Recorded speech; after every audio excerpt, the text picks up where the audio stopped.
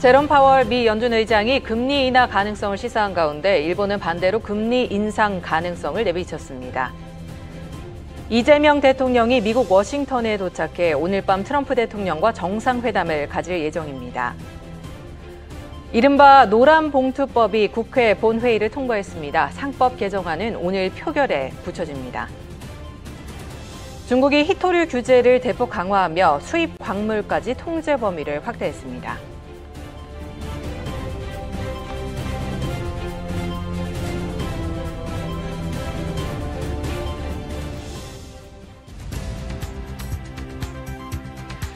안녕하세요. 새롭게 인사드리는 아시아 증시 라이브 진행의 장혜진입니다. 새롭게 인사드리는 저희 프로그램에서는 여러분과 함께 실시간으로 소통하면서 글로벌 시장 상황을 체크해보고 또 다양한 이슈들에 대해서 짚어보도록 하겠습니다. 오늘 밤 운명의 한미 정상회담 소식부터 전해볼까요? 네, 한미 정상회담이 개최될 예정입니다. 한국 경제와 안보를 건 담판이 코앞으로 다가왔는데요.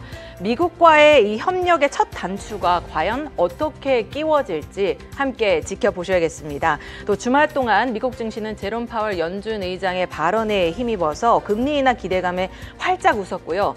중국 증시는 10년 만에 최고치를 경신했습니다. 뜨거운 태양만큼이나 핫했던 증시 상황들, 아시아 증시 라이브를 통해서 저희가 함께 생생하게 전해드리겠습니다. 첫 시간 지금 바로 출발합니다.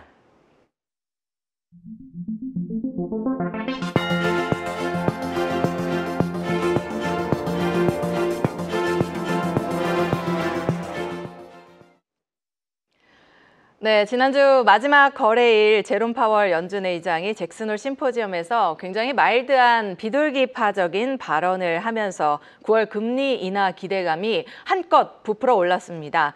파월 의장은 고용 하방 위험이 커지고 있다는 점을 주목하면서 정책 조정 가능성을 시사를 했습니다. 파월 의장의 발언부터 함께 확인해 보시죠.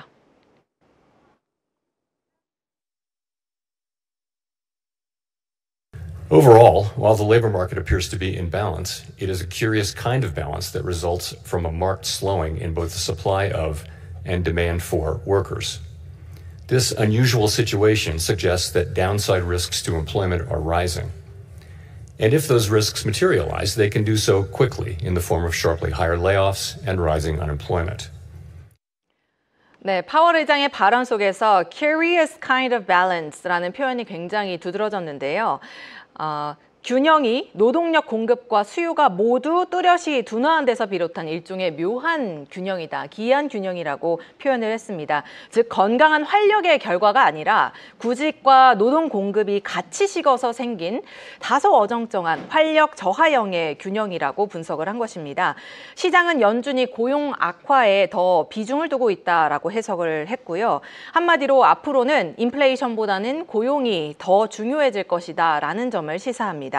이에 따라서 금리 인하 기대감이 상승했다는 점에 주목을 하면서 시장 곧바로 반응을 했고요. 중소형주 중심의 러셀 2000 지수가 4% 가까이 급등을 하면서 대형주를 웃돌았고 미 국채금리 역시 급락하는 흐름을 보였습니다. 시장 참가자들은 이제 한 차례의 금리 인하가 아니라 연내에 2차례, 3차례 이렇게 연속적으로 금리 인하 가능성까지 점치고 있습니다. 이러한 해석은 파월 의장이 사실상 마지막 잭슨홀 무대에 섰다는 점에서도 의미가 굉장히 크게 다가오고 있습니다. 추가적인 시장의 분석까지 체크를 해볼까요? 이 포워드 본즈에서는 파월이 마침내 트럼프 대통령이 요구해온 금리 인하로 무게를 좀 기울였다라고 분석을 했고요. 로젠버그에서도 단순히 9월 인하, 한 번의 인하를 시사한 것이 아니라 연속적인 인하를 시사했다는 점에서 주목할 만하다고 언급을 했습니다.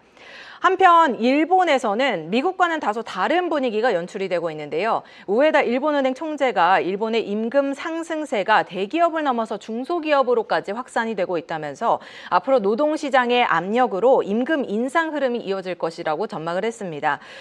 우에다 총재는 노동시장이 갈수록 타이트해지면서 기업들이 인력 확보를 위해서 경쟁적으로 임금을 높이고 있다며 이것이 향후의 통화정책의 중대한 변수가 될 것이라고 밝혔습니다. 일본은행은 사실 지난 1월에 금리를 0.5%로 인상하면서 장기간의 초완화 기조에서 벗어났습니다. 하지만 7월에는 이 미국의 관세 등의 우려로 금리를 동결했죠. 다만 물가 전망을 상향 조정하면서 올해 안에 다시 인상에 나설 수 있다는 기대가 시장에서 커지고 있습니다. 자, 이렇게 일본에서는 다소 엇갈린 분위기가 연출되고 있는데요. 엇갈린 신호가 글로벌 시장 전반에 어떤 영향을 주고 있는지 오늘장 아시아 증시 상황을 체크하면서 함께 살펴보도록 하겠습니다. 자, 오늘부터 매일 아침 아시아 증시 라이브를 함께할 김문정 캐스터를 소개합니다. 안녕하세요. 안녕하세요. 네, 자, 오늘 아시아 증시 상황은 어떤가요? 네, 아시아 증시 같이 살펴보겠습니다. 먼저 한국, 일본, 그리고 호주는 모두 일제히 상승하고 있습니다. 장 초반부터 코스피는 0.63% 강세 보였고 니케이 지수 0.7%대 강세 보였고 호주 ASX 200 지수도 0.9% 힘차게 오르며 시작했는데요. 현재도 한국은 0.7% 오르며 3,190선 지나고 있고요. 일본도 0.6% 오르며 42,800선대 지나고 있습니다. 호주는 반대로 지금 혼조세 보이고 있네요. 0.64% 떨어지며 9,000선에서 아슬아슬하게 지지하고 있습니다. 지난주 잭슨홀 심포지엄에서 파월 의장이 기준 금리 인하 가능성 신호를 보내면서 뉴욕 증시 훈풍이 아시아 시장에도 그대로 흘러나오고 있는 분위기인데요. 연준이 이제는 경기 둔화 리스크에도 본격적으로 고민하고 있다고 해석이 나오는 만큼 오늘 아시아 증시의 외국인 매수세와 환율 흐름으로 반영되고 있다는 점이 관전 포인트입니다. 네, 아시아 시장 상황을 이렇게 살펴봤는데요. 좀 더 자세한 증시 상황 함께 들어볼까요? 네, 먼저 한국 증시부터 보겠습니다. 코스피는 반도체주 중심으로 강세 보이고 있습니다. SK하이닉스 장 초반부터 강한 흐름 보여주고 있고요. 삼성전자는 HBM 관련 소식에 더불어 기대가 커지면서 증권사들도 목표 주가를 잇따라 상향 조정했는데요. 다만 오늘은 0.14% 하락하며 장 거래되며 소폭 조정을 받는 모습입니다. 이어서 일본 증시 살펴보겠습니다. 니케이는 엔저 흐름과 미국 증시 훈풍 덕분에 역시나 상승세 보이고 있는데요. 지금 현재 42,800선 지나가고 있으며 0.57% 상승하며 기분 좋은 흐름 보여주고 있습니다. 또 최근 발표된 일본의 7월 근원 소비자 물가 상승률이 3.1%로 둔화됐고요. 이러한 요인이 경기 안정 기대감으로 일부 반영된 모습입니다. 또 여기에 테슬라가 일본에서 완전 자율주행 기술의 공공도로 테스트를 시작한다고 했죠. 도요타 등 기업들이 자율주행 대응에 서둘러야 한다는 부담감이 커지고 있습니다.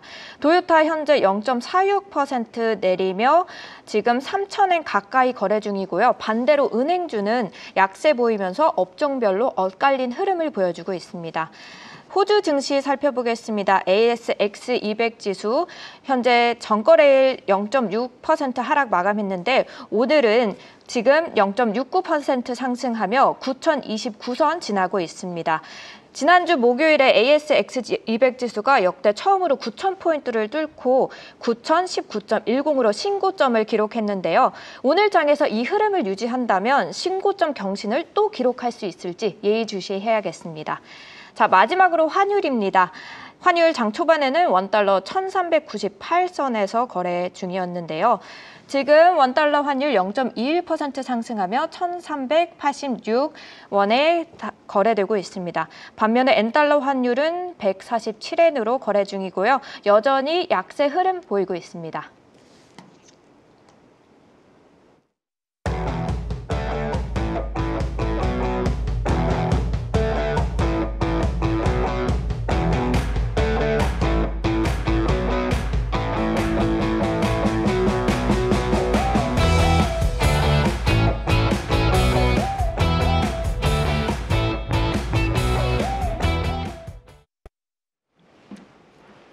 네, 글로벌 증시 속 주요 이슈들 안에서 투자 아이디어를 발견해 보는 시간입니다. 라운드 테이블 첫 시간 문남중 대신증권 수석 연구위원 나와 주셨습니다.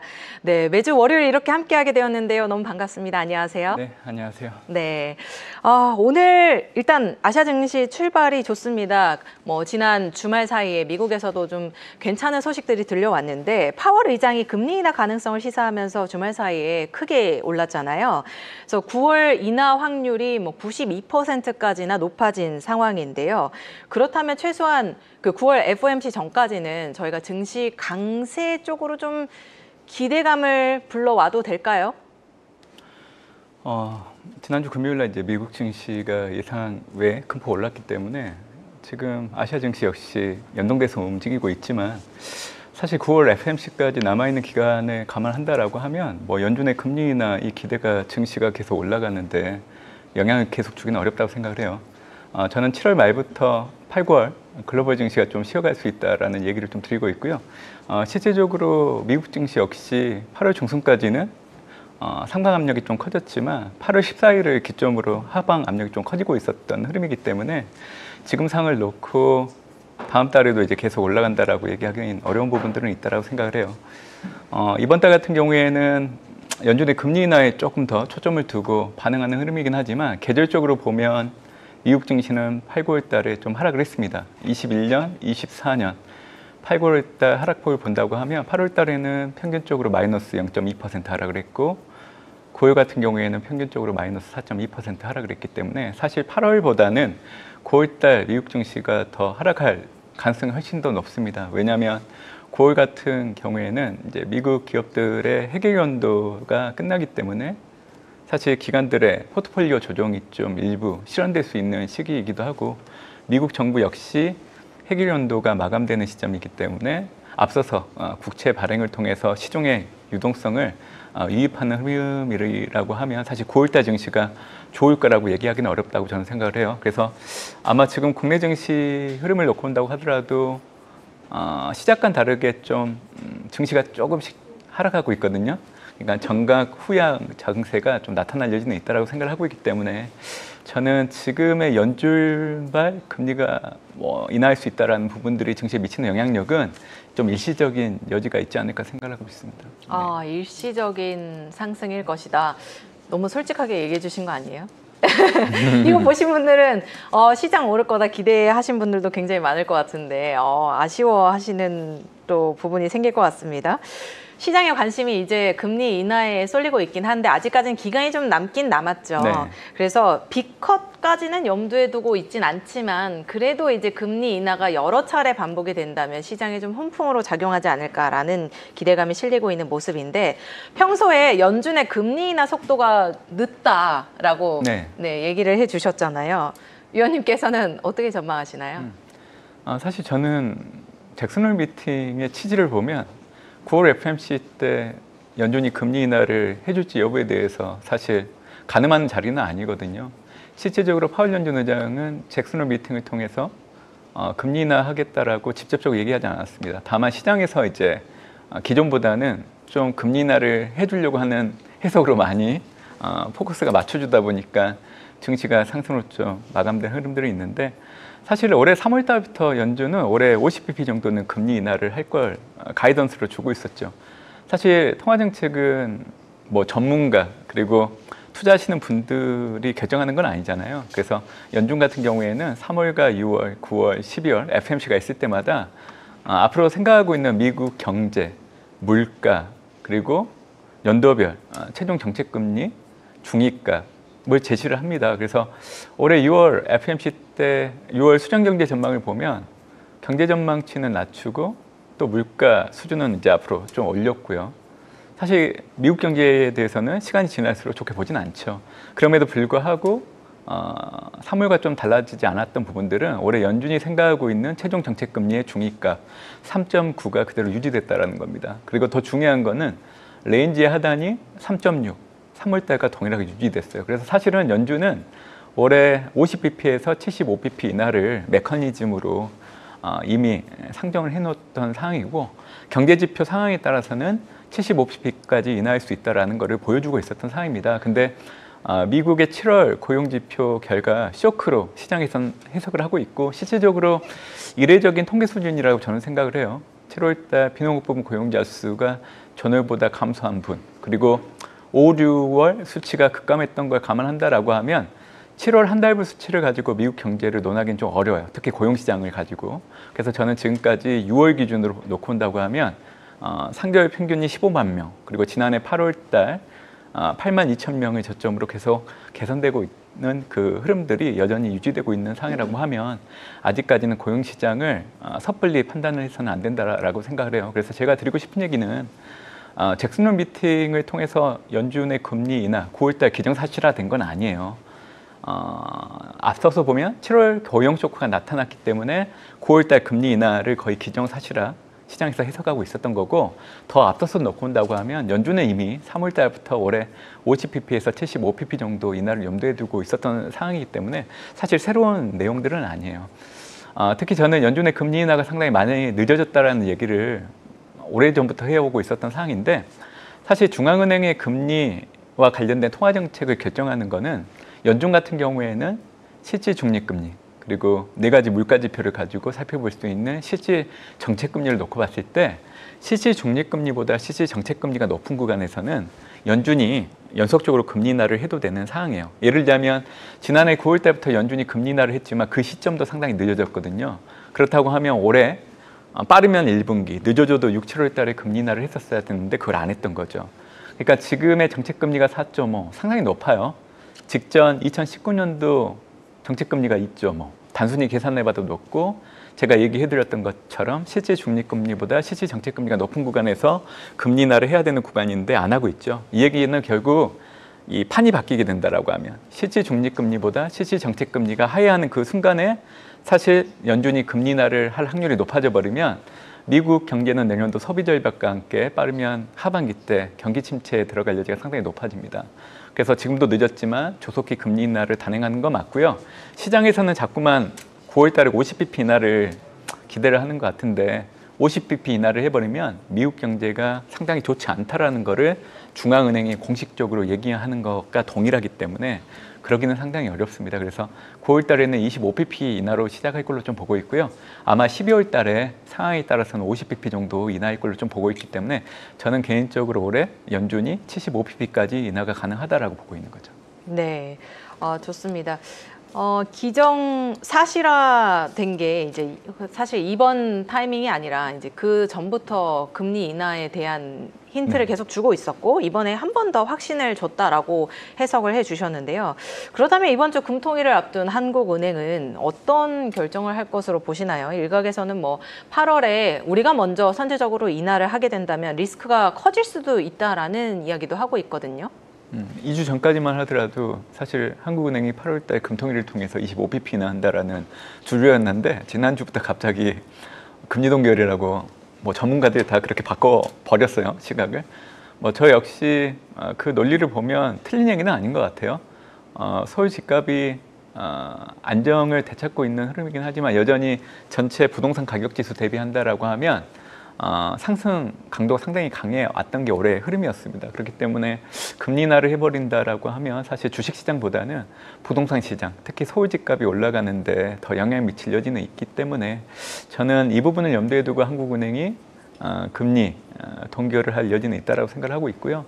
앞서서 한국은행이 금리 인하를 하기는 어렵다고 생각을 해요. 결국 연준이 9월 달에 금리 인하를 해주는 걸 보고 뒤따라서 금리 인하를 할 여지는 있다고 보고 있기 때문에 아마 남아있는 기간을 놓고 온다고 하면 10월 달이 25pp 인하하는 경로가 되지 않을까 생각합니다. 결국 지난해 흐름을 그대로 답습한다 보시면 돼요. 지난해에도 연준이 9월 달에 금리 인하하고 나서 10월 달에 한국은행이 금리 인하를 단행을 했기 때문에 중앙은행 입장에서, 특히 한국은행 입장에서는 물가 안정을 놓고 온다고 하면 이미 한국의 소비자 물가, 근원 소비자 물가가 전년 동월 대비 가격 추이를 놓고 온다고 하면 물가 안정 목표 2% 준위에서 움직이기 때문에 금리 인하에 대한 명분은 이미 갖춰져 있는 상황입니다. 그래서 앞으로 관건은 이제 부동산 가격, 그리고 가계대출 부분들도 염두에 두고 있긴 하는데 지금 가계대출 같은 경우에도 과거보다는 감소폭이 좀 두드러지고 있는 부분들이 있어서 저는 이번 달은 전반적인 분위기를 따라서 동결 여지는 있지만 아마 10월 달에는 25bp 정도 인하할 여지는 커졌다라고 보고 있습니다. 네. 일단 이번 8월보다는 10월에 금리 인하를 할 가능성이 더 높을 것으로 예상이 된다라고 말씀을 전해주셨습니다. 중국 증시의 상황도 한번 살펴볼까요? 상해 종합지수가 지난주에 이제 10년 만에 최고치를 기록하면서 랠리를 펼치고 있습니다. 홍콩 사우스 차이나 모닝포스트에 따르면요. 올해 중국 A주 신규 계좌 개설이 전년 대비 37%나 늘었다고 해요. 우리가 이 과거에 사실은 미국 시장에서 한 차례 봤던 현상이 지금 중국 시장에서 나타나고 있는 건데 이제 단기 반등을 넘어서 구조적인 강세장으로 전환을 해 가는 걸까요? 뭐 지금 중국 증시, 뭐 일본 증시 올라가는 거 보면 투자자분들이 그렇게 생각하실 수 있다고 생각을 해요. 근데 전반적으로 지금 미국 증시가 얼마 전까지 역사적 사상 최고치를 경신해주고 있는 분위기이기 때문에 글로벌 증시 전반적으로 분위기가 좋습니다. 그래서 중국 증시, 일본 증시를 보실 때 개별적인 요인 갖고 올라가는 건 전혀 아니에요. 중국과 일본 증시가 지금 올라가는 그 근간을 보면 중국 같은 경우에는 미국의 고유 관세 부과가 90일 유예됐기 때문에 이걸 바탕으로 지금 증시가 계속 올라가는 분위기이기 때문에 그게 가장 큰 요인이라 생각을 하고 있는 거고요. 앞으로도 중국 증시 내에서 차별화는 나타날 걸로 좀 보고 있습니다. 올해 딥시크가 등장하면서 미국과 봤을 때 중국의 AI 산업의 경쟁력이 좀 높아질 수 있는 그 가능성을 우리가 엿봤기 때문에 중국 경제가 가지고 있는 구조적인 문제보다는 AI 산업에 대한 성장성을 염두에 두고 이제 투자하기 시작을 한 거라고 보고 있어요. 그래서 어차피 중국의 딥시크가 등장하면서 달라진 게 있죠. 저비용, 고효율. 사실 이거는 작년까지만 놓고 본다고 하더라도 미국 빅테크 기업들은 사실 반대 포지션을 취하면서 AI 발전을 모델을 계속 개선시켜 왔던 상황인데 이게 이제 올해 중국의 딥시크가 등장하면서 달라졌던 부분들. 그래서 저는 앞으로도 중국 내 AI 관련된 산업이나 종목들은 주가가 올라갈 가지는 있지만 사실은 중국 전체 증시를 놓고 본다고 하면 미국처럼 경제가 계속 성장하고 증시가 계속 올라가기는 어렵다고 생각을 해요. 왜? 그 이유는 일단 중국 경제는 중진국 함정에 들어가 있고 또 지방 재정의 부실화가 상당히 심각하고요. 특히 그렇게 됐던 이유는 부동산 시장이 지난해 하반기 때부터 조금씩 개선되고 있지만 구조적으로 아직은 미흡한 흐름들. 그리고 과거에는 중국 정부가 경기부양책을 제시를 하면 가게들이 소비를 했던 게 관련된 종목들의 주가가 올라가는 동력이었지만 이제는 중국 가게들도 가계부채가 너무 부담이 되기 때문에 이제는 소비를 하지 않고 있는 상황입니다. 그리고 중국 내에서도 그림자 금융이라는 부분들이 항상 표면 위로 올라올 여지가 상당히 높은 부분들. 그래서 이런 요인들을 놓고 본다고 하면 중국 경제, 중국 증시에 대해서 너무 장밋빛 희망을 놓고 보기보다는 많이 오르면 팔고 또 떨어지면 사고 이런 식의 흐름으로 가는 게 맞다라고 보고 있고요. 차라리 중국에 투자할 바에는 미국에 투자하는 게 더 안정성이 높다라고 생각을 하고 있기 때문에 지금의 중국 증시 상승에 대해서는 저는 일관되게 얘기를 하고 있어요. 상승할 때마다 비중을 좀 줄여야 된다라고 얘기를 드리고 있죠. 그러니까 중국 증시는 시장의 흐름에 따라서 대응을 하는 게 좋다라고 말씀을 해주셨네요. 저 중국 증시 한번 그 계좌를 개설해 봐야 되나 생각을 했는데 아직은 아닌 걸로 말씀을 해주셔서 그렇게 참고를 하겠습니다. 다만 중국 정부의 경기 부양책 발표에 대한 기대감도 좀 반영이 된 게 아닌가 싶은데요. 사실 이 발표가 지연이 될 경우에는 조정 가능성까지도 거론이 되고 있거든요. 좀 짧게 덧붙여서 질문 드리자면 이에 대해서는 어떻게 보실까요? 지금 중국 정부는 추가 부양책을 내놓으려고 하는 그 시점을 계속 늦추려고 할 겁니다. 왜냐하면 올해 중국의 경제 성장률을 놓고 본다고 하면 올해 연간 목표치를 맞출 만한 그런 성장률을 보여줬기 때문에 지금 중국 정부는 급한 게 하나도 없어요. 그래서 지금 중국 증시가 계속 올라가고 있지만 제가 상승할 때마다 비중을 줄여야 된다라고 얘기해드린 이유는 그동안 중국 증시가 계속 올라왔던 그 바탕에는 경제가 안 좋기 때문에 중국 정부가 계속 부양책을 꺼내들 거라 아니면 시기를 좀 앞당기지 않을까 그게 이제 반영됐던 부분들인데 올해 상반기 경제 성장률을 놓고 본다고 하면 중국 정부가 앞으로 꺼내드리는 그 시점 계속 늦출 걸로 좀 보고 있어서 그래서 저는 올해 시기적으로 보면 남아있는 기간 동안을 놓고 본다고 하면 어차피 12월 달에는 중앙경제공작회의라는 이벤트가 있기 때문에 앞서서 좀 모멘텀이 될 여지는 있지만 그거 외에는 중국 정부가 금리 인하와 같은 정책들을 단행할 여지는 그렇게 크지는 않다라고 보고 있습니다. 네, 장기적인 모멘텀이 아직까지는 좀 부족한 상황인 것 같습니다. 앞서서 중국 시장보다는 미국 쪽을 좀 살펴봐야 된다라고 말씀을 해주셨기에 이제는 미국 경제 이야기를 좀 짚어보도록 할까요? 미국 정부가 지금 어떻게 보면 트럼프 행정부죠. 엔비디아와 AMD에 중국에 판매하는 반도체 매출의 15%를 정부에 납부해라라고 이제 명령을 내렸습니다. 여기에 인텔 지분까지 보유하게 될 경우에는 이게 마치 중국이나 러시아처럼 국가 자본주의를 향해 가는 거 아니냐라는 우려가 나오고 있던데요. 이 부분은 어떻게 보실까요? 저는 국가 자본주의로 간다는 것 자체에 대해서 너무 부정적으로 볼 이유는 없다고 생각하고 있고요. 미국 입장에서 놓고 온다고 하면 타당한 논리는 있다고 생각을 해요. 사실 지금 미국 기업들의 반도체 공급망 현황을 놓고 온다고 하면 미국 기업이 주도를 해가지고 공급망을 구축하는 건 하나도 없습니다. TSMC나 삼성전자 같은 외국 IT 업체들이 자국 내 투자를 하고 있는 상황이라서 미국 행정부 입장에서는 그게 사실은 중장기적으로 놓고 온다고 하면 흠이 될 수 있다고 보고 있는 거죠. 그래서 저는 이번에 인텔 지분을 10% 취득한 이후에 중장기적인 변화를 좀 놓고 온다고 하면 결국 앞으로 미국 내 TSMC보다는 미국의 그 팹리스 기업들의 전반적인 수요들을 인텔의 파운드리를 중심으로 이제 집중시킬 여지가 상당히 높다라고 보고 있기 때문에 시간이 지날수록 결국에는 인텔이라는 기업들에 대해서는 다시금 새로운 관점에서 좀 접근을 해야 되지 않나라고 생각을 합니다.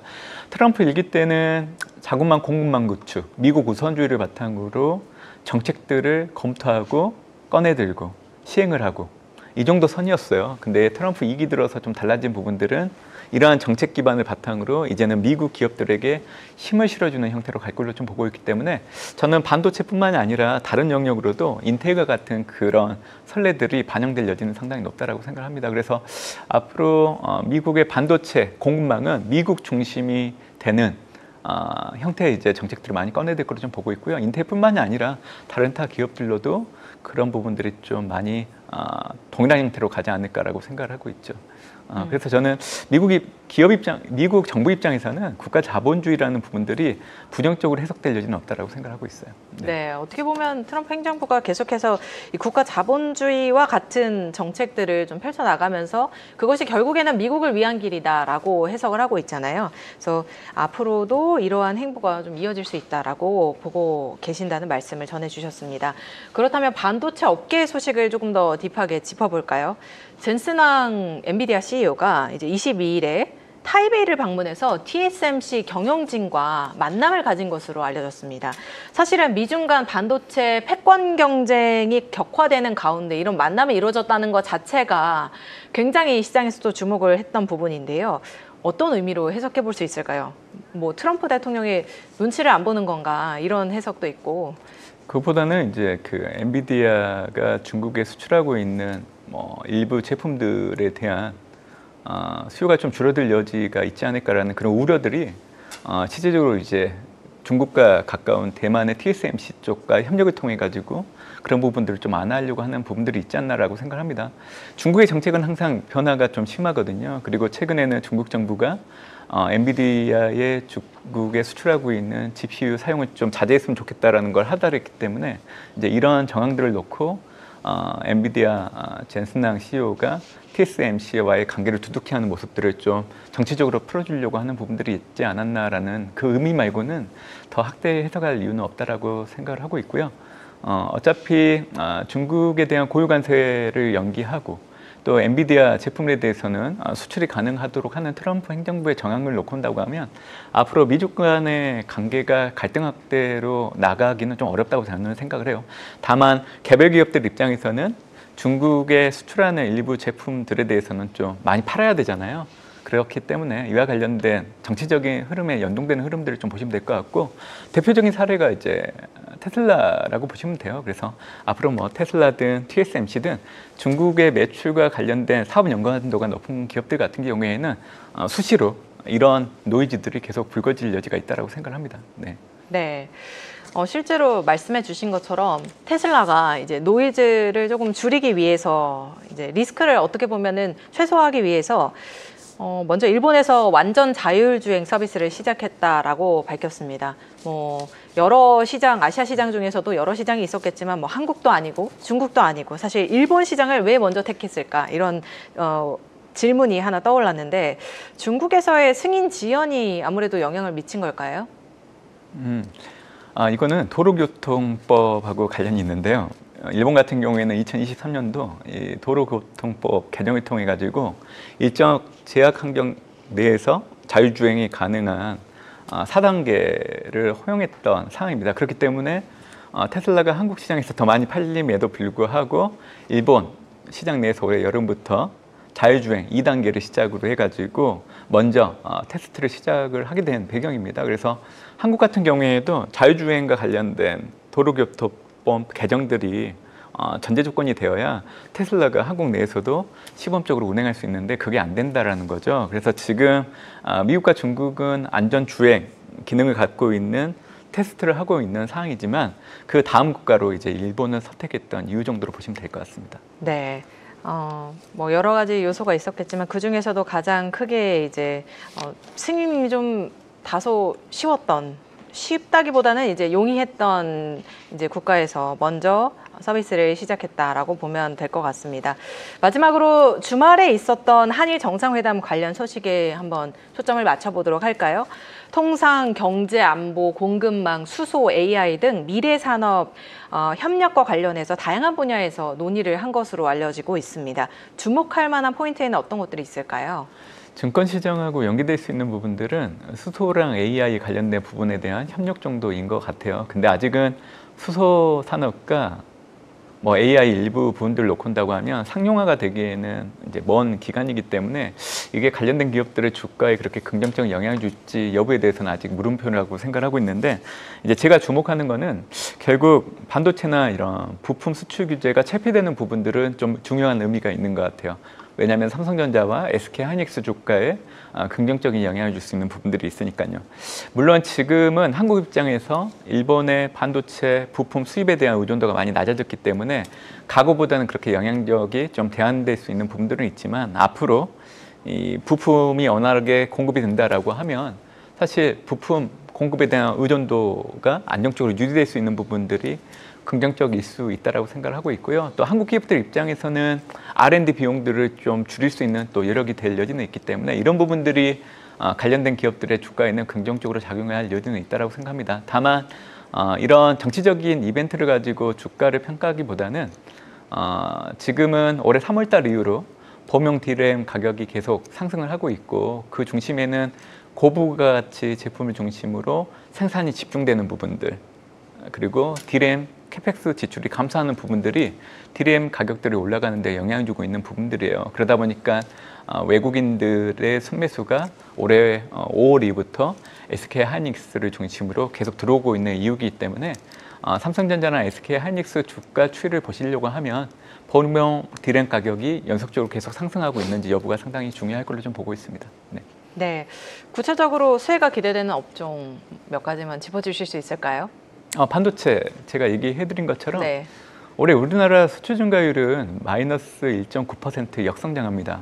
그리고 수출액의 78%에 해당되는 13개 수출 품목을 놓고 온다고 하면 4개 산업을 제외하고는 다 마이너스예요. 그래서 수출 증가율을 염두에 둔다라고 하면 사실은 정치적인 이벤트보다는 바이오 헬스, 조선 반도체, 정보통신 기기를 중심으로 국내 산업에 대한 선택을 좀 해야 되는 부분들은 있다라고 생각합니다. 그래서 저는 앞으로도 뭐 이번 달, 다음 달 좀 쉬어갈 여지는 있다라고 생각을 하고 있고요. 특히 국내 증시는 반등한다고 해서 신중한 입장을 좀 표명을 해야 되는 부분들은 있다.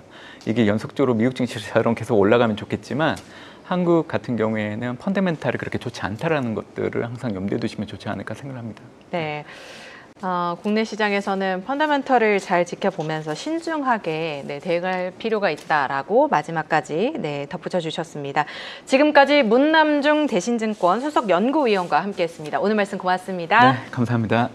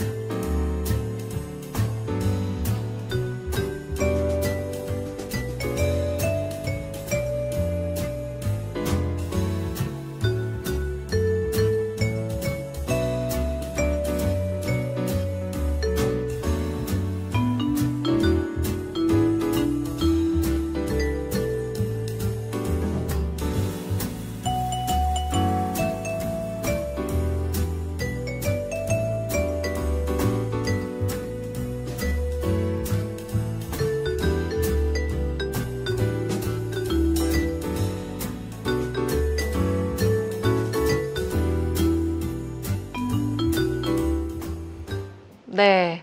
아시아 시장 가운데 중국 증시가 조금 전 막 개장을 했습니다. 뉴욕 증시의 훈풍이 불어들었을지 한번 시장 상황 우리 김서희 캐스터와 함께 짚어보도록 하겠습니다. 네, 지금 시장 상황 어떤지 살펴봐 주실 수 있을까요? 네, 안녕하세요. 8월 25일 중국 및 아시아 시황 한번 빠르게 짚어보도록 하겠습니다. 먼저 중국부터 가보겠습니다. 중국 상해 종합지수 보시면요. 3,851.70포인트로 지금 0.68% 오르고 있고요. 선전 성분지수 보시면 12,309.06포인트, 1.18% 오르고 있습니다. 홍콩 항생지수도 보시면요. 25,680.60포인트로 1.35% 오르고 있는 상황입니다. 중국 쪽은 일단 전일작인 22일에 금요일에 워낙 분위기가 좀 좋았었는데요. 지금도 그 흐름을 이어서 좋은 분위기를 이어가고 있는 것 같습니다. 또 시총이 100조 위안을 돌파했다는 소식도 전해지면서 연준 금리 인하 기대감까지 겹치고 또 오늘은 기술주 중심으로 힘이 실리는 모습이 보입니다. 다만 최근에 마진 거래가 너무 빨리 늘다 보니까 버블 아니냐 하는 시각도 같이 나오고 있는데요. 앞으로 어떻게 될지는 저희 방송 보시면서 함께 지켜보시면 좋을 것 같습니다. 자, 다음으로는 또 중국의 M7 기술 관련 강세 종목들인 테리픽 10 종목들 훑어볼 텐데요. 네, 테리픽 10 일단 첫 번째로 알리바바 그리고 텐센트, 샤오미, 메이투안, 샤오미, 비아디, SMIC, 지리, 바이두, 징동닷컴, 네디즈 이렇게 10개의 종목이 있습니다. 오늘도 시장에서 제일 주목받는 라인업인데요. 일단 알리바바부터 하나씩 소개를 해드리도록 하겠습니다. 네, 오는 8월 29일 2분기 실적 발표를 앞두고 AI와 클라우드 부문 성장 기대가 커지고 있는 알리바바입니다. 그리고 텐센트 보시면 이커머스 실적 호조와 함께 게임과 광고 매출이 빠르게 늘고 있는 모습 보실 수 있습니다. 그리고 미국산 AI 칩 수입 불확실성으로 부담으로 지적이 되고 있습니다.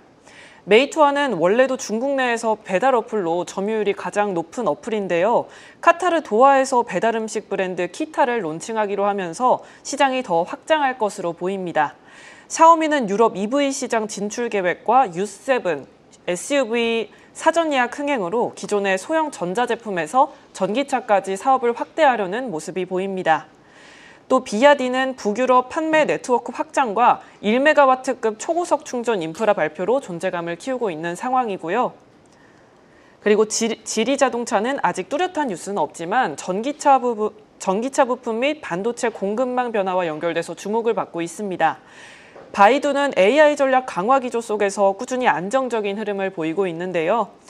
JD.com, 찡동닷컴은 글로벌 유통망 확장과 실적 발표 기대가 맞물려 있고 네디즈는 저번 금요일에는 혼자 하락하는 모습을 보였었는데 이번에는 조금 더 그래도 오르고 있는 모습 보여주고 있습니다. 그리고 이어서 다른 아시아 지수들도 한번 짚어보도록 하겠습니다. 네, 아시아 한국 코스피 지수 그리고 일본 니케이 지수, 호주 ASX 200 지수 한번 보도록 하겠습니다. 한국 3,189.89%로 0.63% 오르고 있는 모습 보이고 있고요. 일본 니케이 지수 42,899.21포인트로 0.63% 오르고 있습니다. 호주는 9,000포인트 선에서 0.37% 상승세 보이고 있습니다. 자, 오늘까지 흐름을 딱 정리하자면요. 정책 모멘텀 그리고 AI, 반도체 기대감으로 기술주가 강세하는 중국의 모습 보실 수 있고요. 연준의 완화 기조와 외국인 자금 유입이 힘을 실어주는 상황, 그리고 다만 단기 과열에 대한 경계심도 동시에 존재한다. 이렇게 보시면 되겠습니다. 네, 아시아 증시가 전반적으로 좋은 흐름을 보이고 있네요. 네, 앞으로도 계속해서 이런 랠리의 흐름을 이어갈지 잘 체크해 주시면 좋을 것 같습니다. 지금까지 김문정 캐스터와 함께했습니다. 고맙습니다.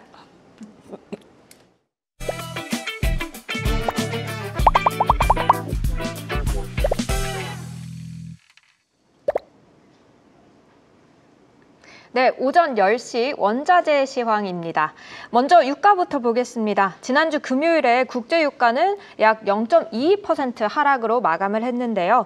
지금 현재 WTI는 0.22% 상승하며 63달러로 거래 중이고요. 또 브렌트유도 0.09%로 소폭 상승하며 67달러 후반대로 거래 중입니다.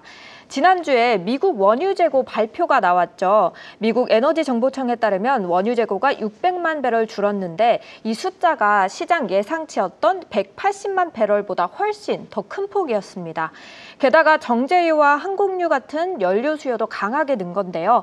단순히 재고가 줄어든 게 아니라 실제 소비가 늘고 있다는 신호라는 점에서 이 부분이 유가에 힘을 실어주고 있습니다. 다만 변수도 있죠. 지난주 잭슨홀 미팅 이후 달러 강세가 이어지고 있는데요. 달러가 강하면 달러로 거래되는 원유 가격은 상대적으로 눌리게 됩니다. 결국 지금의 유가는 재고 감소라는 호재와 또 달러 강세라는 부담 사이에서 줄다리기를 하고 있는 모습인데요. 자, 이어서 금과 은 함께 살펴보겠습니다. 현재 금 0.23% 소폭 하락하며 3,400달러로 거래 중이고요. 또 은은 0.39% 소폭 하락으로 38달러 후반대로 거래 중입니다. 금은 잭슨홀 심포지엄 이후 뚜렷한 방향을 잡고 있지 못하는 모습이네요. 한편으로는 또 시장에서 이미 9월 금리 인하 기대가 반영됐기 때문에 파월 의장이 올해 안에 추가 인하 시그널을 더 주지 않는 이상은 금값이 크게 뛰기는 어렵다는 관측도 나오고 있습니다. 자, 다음으로는 소프트 상품도 같이 보겠습니다. 커피는 커피 같이 보시면요. 3.64% 오르며 378달러 선으로 거래 중이고요. 또 설탕도 0.80% 오르며 16달러로 거래 중입니다. 네, 그리고 오늘 눈에 띄는 원자재는 바로 은입니다. 네, 금처럼 안전자산으로 투자자들이 찾기도 하지만 동시에 태양광 패널, 또 전기차, 스마트폰 같은 첨단 산업에는 꼭 필요한 산업형 금속이기도 한데요. 다시 말하면 투자와 산업 두 마리 토끼를 동시에 잡는 금속입니다. 실제로 올해 들어 은 가격은 연초 대비 25에서 33% 이상 급등했고 그게 14년 만에 최고 수준을 기록하고 있습니다. 그럼 왜 이렇게 오르냐? 공급은 이미 7년 연속 부족인데 수요는 계속해서 늘어나고 있기 때문이라고 하는데요. 또 스위스의 대표적인 글로벌 투자은행인 UBS는 단기적으로 38에서 또 40달러까지 더 오른다는 전망도 내놨습니다. 마지막으로 은 관련 ETF 두 가지 정도 소개해 드릴까 합니다. 자, 첫 번째는 iShares Silver Trust, 티커명 SLV입니다. 세계에서 가장 큰 은 ETF인데요. 물리적 은을 직접 보유하기 때문에 가격을 거의 그대로 따라간다고 보시면 되고요. 또 유동성이 풍부해서 사고 팔기가 쉽다는 점이 강점입니다. 무엇보다 규모가 크고 거래량이 많아서 이 부분 참고하시면 좋겠고요. 자, 두 번째는 Aberdeen Physical Silver Shares, 티커명 SIVR인데요. 이 상품도 똑같이 LBMA, 그러니까 런던 금은시장협회의 기준 가격을 그대로 따르고 있고 실제 은괴를 보관하는 구조입니다. 차별점은 더 낮은 운용 보수인데요. SLV가 연 0.5%인데 이 에버딘 ETF는 0.3%밖에 되지 않는다고 합니다. 그래서 나는 더 비용 효율적으로 은에 투자하고 싶다, 아니면 부담 없이 장기 투자를 좀 해보고 싶다 하시는 분들께는 매력적인 선택지가 될 수 있겠습니다. 그럼 지금까지 종목까지 살펴봤고요. 오늘 모두 은처럼 반짝반짝 빛나는 하루 보내시길 바랍니다. 네, 은처럼 반짝반짝한 하루를 보내게 될 것 같습니다. 이렇게 다양한 이슈들을 짚어봤고요. 저희는 바로 이어서 오늘 오후장과 내일장에 예정된 경제 지표 함께 체크해드리겠습니다. 오늘 오후에는 일본에서 경기 선행 지수가 발표됩니다. 아울러서 싱가포르에서는 소비자 물가 지수가 나올 예정이고요. 내일장이죠. 한마디로 오늘 밤이 되겠는데요. 미국에서 우리 모두가 주목하고 있는 한미 정상회담이 개최됩니다.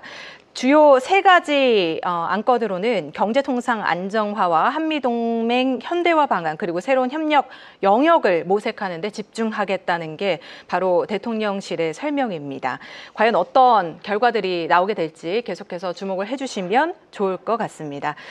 자, 오늘 아시아 증시 라이브 저희와 이렇게 함께 했는데요. 앞으로도 매일 아침, 매일 오전 10시에 여러분과 함께 아시아 증시 시장 상황과 함께 다양한 이슈들 짚어드리도록 하겠습니다. 여러분, 좋아요, 채널 구독, 알림 설정까지. 네, 오전 10시 글로벌 1010. 네, 함께 해주세요. 내일 만나요. 안녕.